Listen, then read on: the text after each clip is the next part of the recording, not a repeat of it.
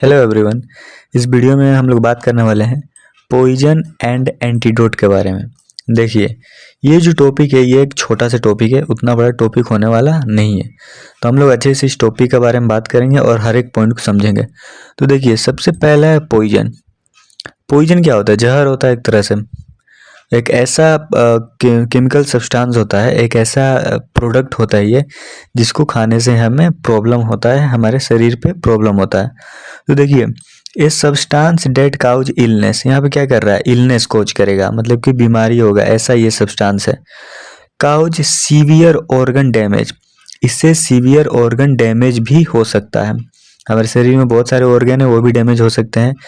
If ingested any root, अगर हम किसी भी रूट से खाते हैं, चाहे वो ओरली खाते हैं मुंह से या फिर इंजेक्शन के थ्रू, किसी भी रूट से अगर हम पॉइजन को लेते हैं, किसी भी रूट से, तो हम क्या हो जाएगा? इलनेस हमें होगा। आगे देखते हैं कि ये जो पॉइजन है, ये पॉइजन कितने तरह का होता है।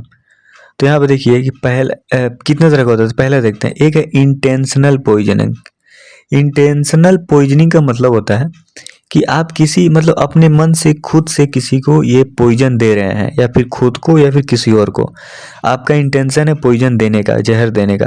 तो देखिए, ए पर्सन टेकिंग और गिविंग सच सब्सटेंस, ऐसा सब्सटेंस या फिर आप ले रहे हैं या फिर किसी को दे रहे हैं विथ इंटेंशन, अपने मन से, काउजिंग हार्म, क्या करेगा? हार्म, नुकसान पहुंचाएगा, टू सेल्फ, या तो खुद को या फिर अदर, आप किसी अदर को दो या फिर खुद को दे, क्या पहुंचाएगा? नुकसान पहुंचाएगा। जैसे कि अगर आप खुद लेंगे पॉइजन तो आप सुसाइड करने के लिए बेसिकली लेंगे, या फिर एसोल्ट, किसी को देंगे, किसी के ऊपर अत्याचार करेंगे, किसी को नुकसान पहुंचाने का कोशिश करेंगे।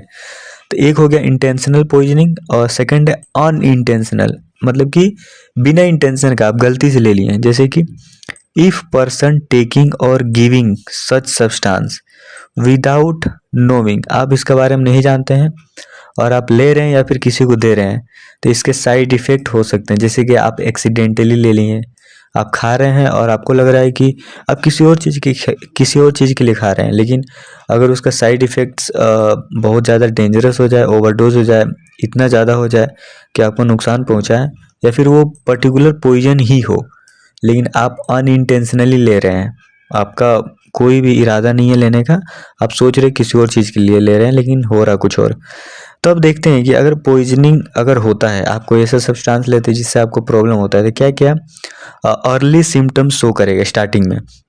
ये जनरल सिम्टम्स हैं, सभी को होते हैं, जैसे कि फीलिंग एंड बीइंग सिक, आप बीमार हो जाइएगा, डायरिया हो सकता है, स्टमक पेन, पेट में दर्द हो सकता है, वीकनेस हो सकता है, डिजीनेस हो सकता है, ड्रोसीनेस भी हो सकता है। ये तीनों लाइन इम्पोर्टेंट है। टेम्परेचर हाई हो जाएगा, मतलब फीवर भी हो सकता है, चिल्स, ठंडा भी लग सकता है, भूख नहीं लगेगा, और हेडेक भी हो सकता है। आगे चलते हैं, नेक्स्ट पेज को देखते हैं। तो यहाँ पर देखिए कि ये तो पॉइजन हम ले लिए हैं, लेकिन इसको ठीक करने के लिए हमें क्या चाहिए? एंटीडोट, ऐसा सब्सटेंस जो पॉइजनिंग को रोके, पॉइजन से हमें बचाए, हमारे शरीर में कुछ प्रॉब्लम ना होने, तो उसको बोलते हैं एंटीडोट। तो पॉइजन तो समझ लिए, अब एंटीडोट समझते हैं। तो आगे देखते हैं एंटीडोट के बारे में। तो देखिए, इस स्लाइड में है antidote. These are those type of substance that neutralize the effect of poisoning। आप कोई भी ऐसा सब्सटेंस लिए हैं जिसकी वजह से आपको पॉइजनिंग हुआ है, प्रॉब्लम हुआ, आपको शरीर को नुकसान पहुंच रहा है, बीमारी हो रहा है, तो एंटीडोट हम पॉइजनिंग के केस में देते हैं। तो those substance which mainly used for poisoning, ये एंटीडोट्स मेनली पॉइजनिंग के लिए ही यूज किया जाता है। और वो पॉइजनिंग किसी भी तरह का हो सकता है, ड्रग से हो सकता है, आप कोई दवाई खाएं, उस ओवरडोज ले लिए हैं दवाई का, उसकी वजह से भी हो सकता है। आप कोई ऐसा फूड खा रहे हैं जिसमें ऐसा केमिकल सब्सटेंस है जिससे आपको नुकसान पहुंचा सकता है, तो आप क्या लेंगे? एंटीडोट लेंगे। तो एंटीडोट, पहले तो डेफिनेशन समझ लीजिए कि पॉइजनिंग से बचाता है हमें, उसको न्यूट्रलाइज कर देता है, उसके इफेक्ट को कम कर देगा, ख़त्म कर देगा। तो टाइप्स का बात करते हैं, क्लासिफिकेशन। एक होता है मैकेनिकल एंटीडोट्स, केमिकल और फिजियोलॉजिकल। तो पहले बात करते हैं हम लोग मैकेनिकल एंटीडोट्स के बारे में, ये किस तरह का होते हैं। तो देखिए, these antidotes which prevent the absorption of poison into the body. देखिए, आप कोई भी पॉइजन लेंगे तो बॉडी के अंदर जाएगा, तो एब्जॉर्प्शन से बचाता है, तो ये एब्जॉर्ब होने ही नहीं देगा। जैसे एग्जांपल में क्या हो जाएगा, एक्टिवेटेड चारकोल, ये एंटीडोट है, जब आपको पॉइजन होता है तब लेते हैं, एब्जॉर्प्शन से बचाता है। नेक्स्ट है chemical antidote, these antidotes which change the chemical nature of poison, जब बॉडी के अंदर में पॉइजन जाएगा तो केमिकली ये एक तरह से, तो उसके केमिकल नेचर को ये केमिकल एंटीडोट चेंज कर देता है, चेंज कर देगा एकदम कंप्लीटली। एग्जांपल में क्या हो जाएगा, सोडियम थायोसल्फेट है, देख सल्फेट, सोडियम थायोसल्फेट, ये देखिए कैसे चेंज करता है, विच चेंजेस द टॉक्सिक साइनाइड, जैसे कि पॉइजनिंग हुआ है साइनाइड का, तो वो टॉक्सिक ही है तभी ना प्रॉब्लम हो रहा है, toxic cyanide into non toxic thiocyanate, ये टॉक्सिक साइनाइड को नॉन टॉक्सिक थायोसाइनेट में चेंज करता है। तो अब देखते हैं आगे फिजियोलॉजिकल एंटीडोट्स, फिजियोलॉजिकल 3 तरह का होता है, लास्ट वाला है, these are those type of antidote, ये उस टाइप का एंटीडोट है which producing opposite effect to that of poison, ये अपोजिट इफेक्ट पैदा करता है उस पॉइजन के अगेंस्ट। तो एग्जाम्पल में क्या हो जाएगा, सोडियम नाइट्राइट, ये देखो क्या करता है, कन्वर्ट्स हीमोग्लोबिन, हीमोग्लोबिन को कन्वर्ट करता है मीथेमोग्लोबिन में, बाइंड करके साइनाइड को बाइंड कर लेता है और हीमोग्लोबिन को मीथेमोग्लोबिन में कन्वर्ट करके अपोजिट इफेक्ट दिखाता है पॉइजन के अगेंस्ट। तो यहाँ पर हम लोग टाइप से देख लिए और उसमें क्या क्या सब कैसे काम कर रहा है एग्जाम्पल भी देख लिए। तो एग्जाम्पल पहला वाला यहाँ पे क्या है, देखिए मैकेनिकल एंटीडोट में एग्जाम्पल पहला क्या है, एक्टिवेटेड चारकोल। तो हम थोड़ा सा बात करते हैं एक्टिवेटेड चारकोल के बारे में। देखिए एक्टिवेटेड चारकोल हैज पोर्स, ये है एक्टिवेटेड चारकोल, फिगर में आप इमेज में देख सकते हैं। एक्टिवेटेड चारकोल के पास पोर्स होता है, छोटा छोटा छेदा होता है, date can trap chemicals.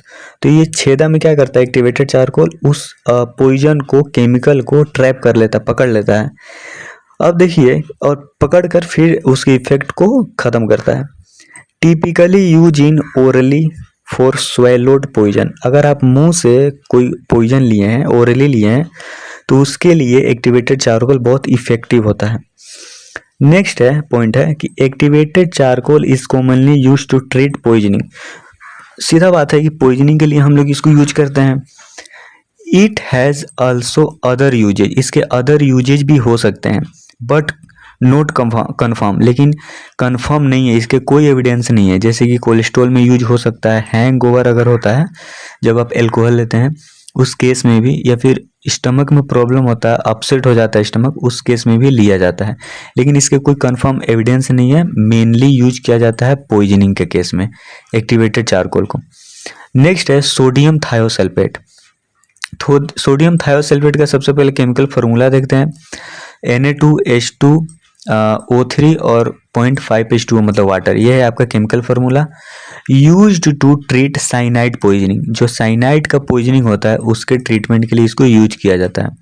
Sodium thiosulphate को सोडियम हाइड्रोसल्फाइड भी कहा जाता है, also known as, generally available in injection form, ये जनरली अवेलेबल होता है इंजेक्शन फॉर्म में, ये सूटेबल होता है इंजेक्शन के तौर पर देने पे। नेक्स्ट है sodium nitrite. Sodium nitrite antidote for acute cyanide poisoning, ये देखिए जब एक्यूट होता है साइनाइड पॉइजनिंग तब हम देते हैं। ये कैसा होता है, ऑर्डरलेस होता है, येलोविश वाइट होता है, क्रिस्टलाइन में होता है, सैंड लाइक ग्रेनुअल होता है, छोटा छोटा पार्टिकल्स, रॉड और पाउडर, या तो रॉड शेप का होगा नहीं तो फिर पाउडर निकलेगा। यहाँ पर नेक्स्ट पॉइंट देखते हैं कि सोडियम नाइट्राइट एंड, देखिए सोडियम नाइट्राइट है और सोडियम थायोसल्फेट है, are effective against acute cyanide, ये दोनों कॉम्बिनेशन में दिया जाता है एक्यूट साइनाइड पॉइजनिंग में। जब इसको एडमिनिस्ट्रेट किया जाता है इंट्रामस्कुलर इंजेक्शन, मतलब कि IM से इसको दिया जाता है। तो सोडियम नाइट्राइट को और सोडियम सल्फेट को कॉम्बिनेशन में दिया जाता है